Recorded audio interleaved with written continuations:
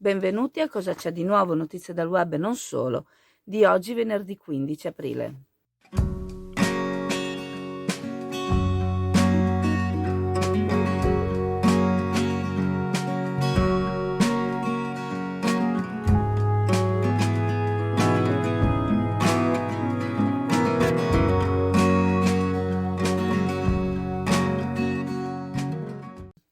Si tratta di un progetto finanziato da fondi regionali, quello che è partito ieri e che coinvolge il settore delle vongolare riunite sotto l'egida dei Cogevo, il cui fine sarà il ripopolamento delle acque del nostro litorale di semina di vongole. Nello specifico, le vongolare appartenenti alla flotta clodiense si divideranno i compiti. Una parte si dedicherà alla pulizia e all'ossigenazione del fondo, un'altra parte porterà sullo stesso litorale la semina prelevata da altre coste dell'Alto Adriatico, quali Cavallino Treporti, Porto Levante e Porto Caleri. Si spera che dalla mescolanza di vongole provenienti da habitat leggermente diversi possano riprodursi vongole più resistenti e forti e che possano crescere più di quelle che si raccolgono attualmente. Il progetto è seguito da Veneto Agricoltura, Agriteco e dall'Università di Padova, enti che supervisioneranno le attività e che cercheranno di capire anche come i nuovi apporti reagiranno a questa transizione. Il settore, che da anni sta subendo le conseguenze prima dell'acqua granda, poi della tempesta Vaia, ha molta fiducia nell'iniziativa.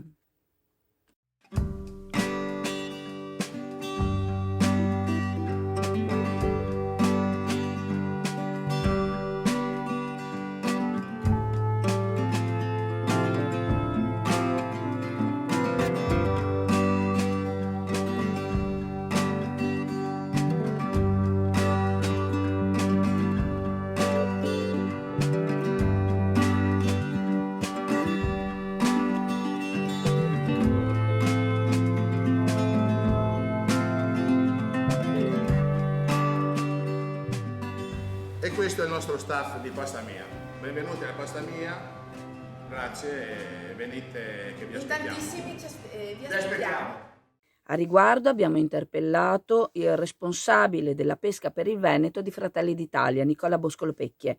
Questi ha affermato che si guarda con grande interesse al progetto, in quanto dà il senso che la pesca a chioggia sottomarina rappresenti l'identità della città, economica e sociale.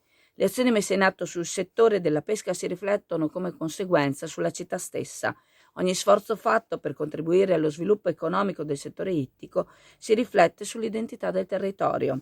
Chioggia e pesca, sottomarina e pesca, rischio conseguente alla crisi della pesca e alla loro stessa esistenza. Quindi grande interesse sul progetto e grandi aspettative. Ovviamente si deve monitorare con attenzione tutti i possibili feedback e le risultanze dei processi.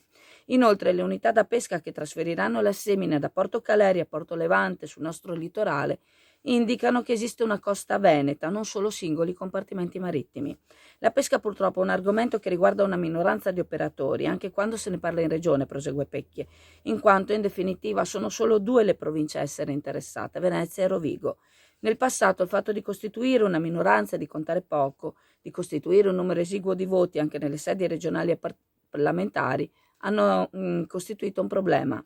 Ma la pesca identifica la costa veneta e questa collaborazione tra diversi siti geografici dà un'idea di unità della costa a difesa della risorsa anche nell'ambito della Blue Economy, la quale riguarda molte attività che si svolgono in mare oltre alla pesca. Questa cooperazione tra i vari comparti dimostra che tutta la costa veneta ha nell'ittico un'importante risorsa.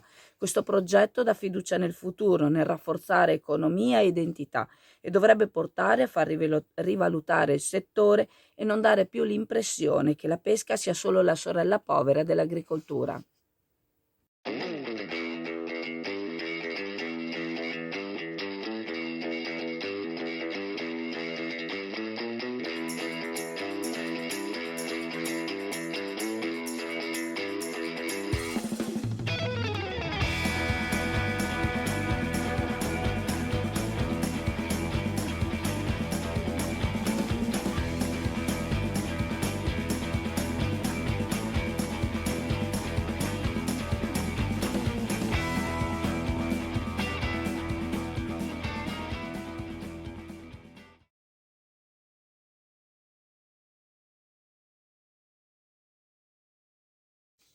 Ieri mattina, verso mezzogiorno, in un cantiere edile nelle prossimità dell'Arena Duse, c'è stato un incidente a danni di un operaio durante un'attività di scarico delle attrezzature edili. All'operaio sembra sia rovinato addosso un macchinario, facendolo finire a terra. I colleghi lo hanno prontamente liberato, chiamando subito i soccorsi, che sono arrivati anche con l'elisoccorso, rispettando il protocollo previsto in questi casi. L'operaio è stato portato all'ospedale di Chioggia. Sembra che a ieri sera la situazione fosse sotto controllo, anche se l'operaio è stato trattenuto per la notte in ospedale sotto osservazione.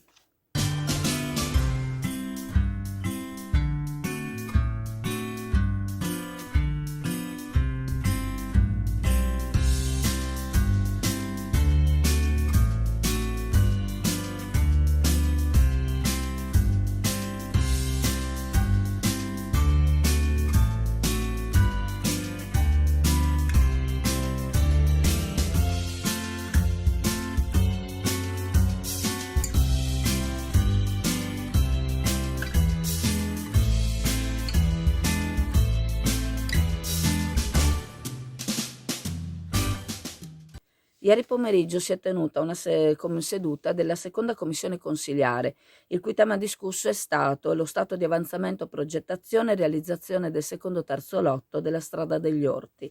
Presidente la consigliera Marcellina Segantin.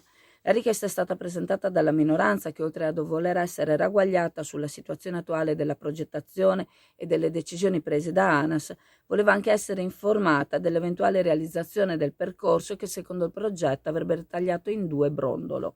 Molto esaustiva la spiegazione del dirigente ai lavori pubblici Stefano Penzo. Il secondo lotto, per il quale è stato presentato il progetto esecutivo, è stato finanziato dai patti territoriali. Per la realizzazione di questo tratto di viabilità sono già state inviate ai proprietari dei lotti le dichiarazioni di occupazione. Particolare la situazione che riguarda le proprietà dei lotti in quest'area, che sono molto frammentati. Quest'anno sarà indetta la gara con un bando rimodulato a causa degli aumenti delle materie prime. L'esecuzione del secondo e del terzo lotto del Parco degli Orti rimodulerebbe la viabilità di tutta la fascia che va da via Barbarigo alla strada statale Romea. Via Barbarigo diventerebbe una pista ciclopedonale, per questo motivo non si sta pensando di potenziarla e adeguarla al traffico automobilistico. Verrebbero invece potenziate via Morosini e via Foscarini. La strada degli Orti diventerebbe il tracciato di scorrimento, mentre viale Mediterraneo perderebbe parte della sua importanza. Una visione ampia va poi ad aprirsi sul nuovo ponte sul Brenta. Il terzo lotto vedrebbe chiudersi lo sbocco di via Padre Emilio Venturini sulla strada statale Romea, uno degli incroci più pericolosi in cui sono frequenti gli incidenti. Sul terzo lotto importante diventa l'intervento di ANAS. Qualsiasi viabilità alternativa a viale Mediterraneo costituirebbe uno sfogo importante per alleviare il disagio anche ai residenti. Nello stesso contesto si inserisce il megatubo.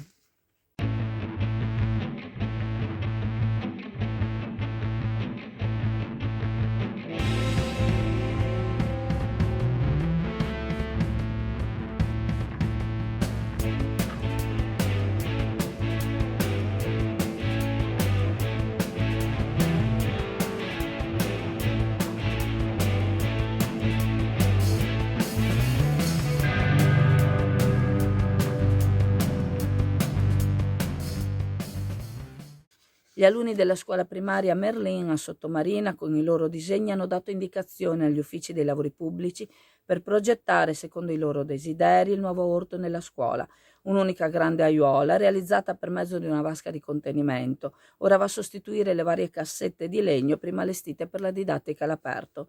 Gli interventi hanno inoltre coinvolto i marciapiedi perimetrali con l'allargamento degli stessi e la realizzazione di una nuova rampa d'accesso.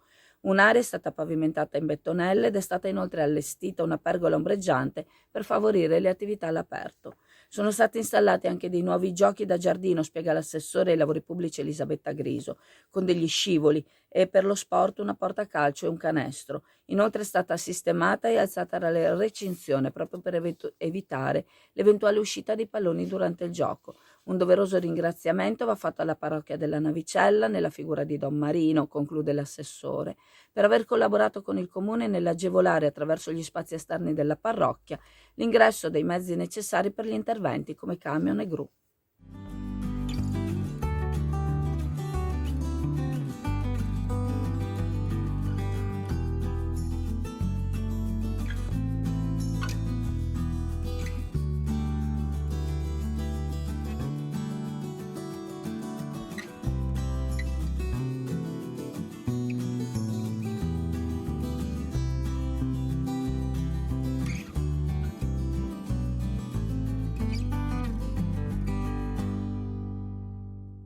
L'europarlamentare Rosanna Conte ha affermato che le pressioni sulla Commissione europea stanno dando frutto. Dopo aver attivato il meccanismo di crisi, un quadro temporaneo per gli aiuti di Stato, come sollecitato dalla Lega al Parlamento dell'Unione Europea, adesso Bruxelles apre alla possibilità di ulteriori misure di sostegno per la pesca e l'acquacultura. Rispondendo a un'interrogazione prioritaria che ha presentato Rosanna Conte, europarlamentare insieme ai colleghi Lega in Commissione Pesca, il commissario Sinkevičius ha confermato di stare esplorando altre soluzioni complementari, tra cui eventuali azioni del quadro del Fondo europeo per gli affari marittimi e la pesca, FEAMPA 2014-2020, per utilizzare le restanti risorse finanziarie disponibili perché rimaste inutilizzate. Si tratta di un'apertura importante a cui però devono seguire atti concreti per far sì che pescatori e acquacoltori possano davvero beneficiare di questi aiuti. I pescatori stanno pagando un prezzo altissimo per le conseguenze del caro gasolio e della guerra in Ucraina. Il meccanismo di crisi, con sostegni finanziari immediati a carico del FEAMPA per compensare le perdite subite dallo scoppio delle guerre fino alla fine dell'anno, e l'ok di aiuti di Stato fino a 35.000 euro sono stati un primo passo per tamponare l'emergenza. Serve fare di più. Secondo Rosanna Conte, continueranno a battere i pugni a Bruxelles per difendere le nostre marinerie. E lo dice appunto Rosanna Conte, che è la prima firmataria dell'interrogazione scritta prioritaria insieme a Valentino Grant, Massimo Casanova e Annalisa Tardino.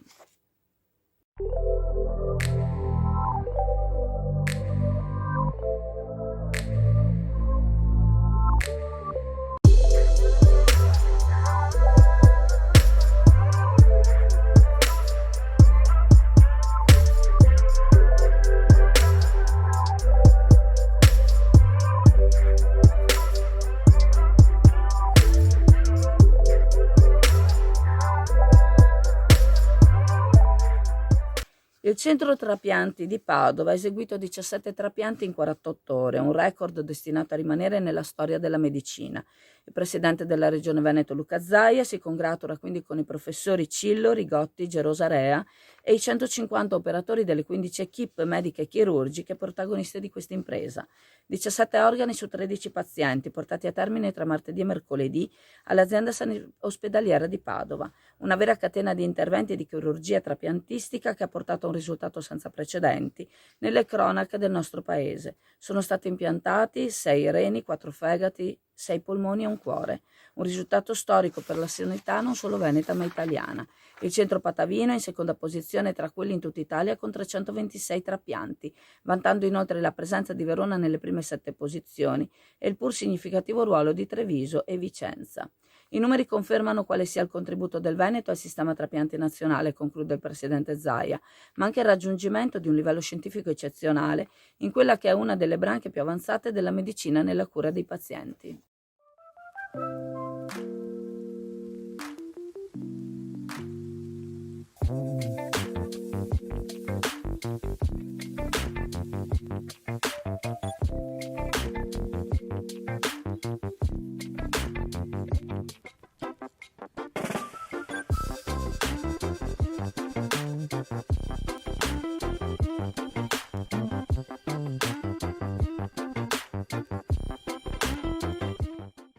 Comincia la campagna per la quarta dose di vaccino. Sono circa 45.000 gli over 80 e gli adulti fragili, su cui si concentra l'azione dell'azienda sanitaria veneziana per la quarta dose.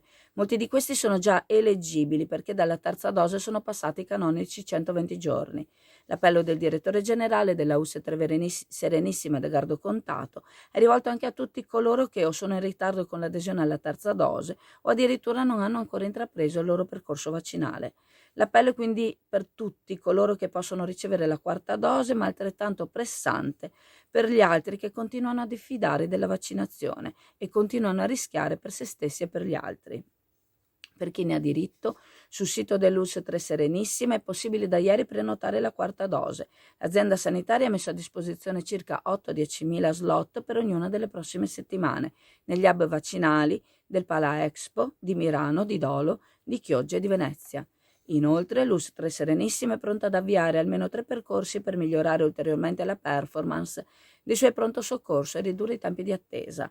L'utilizzo dei medici laureati e in formazione che si affiancano al personale di ruolo per la gestione dei codici bianchi, una prima presa in carico suggestiva al triage dei codici bianchi più leggeri da parte dell'infermiere specializzato che istruisce sotto il controllo del personale medico i primi accertamenti e le prime procedure che è possibile avviare, quali ad esempio l'acquisizione dei parametri vitali ed eventuali primi accertamenti radiologici. Infine, la direzione degli ospedali introduce una serie di alert che segnalano al personale quando i tempi di pronto soccorso si allungano oltre determinati limiti, perché si verifichi subito la congruità delle attese. Ricordandovi che la farmacia di turno oggi, venerdì 15 aprile, è la farmacia San Michele in via Padre Emilio Venturini. Io vi saluto, vi ringrazio e se volete ci vediamo in negozio. Ciao a tutti!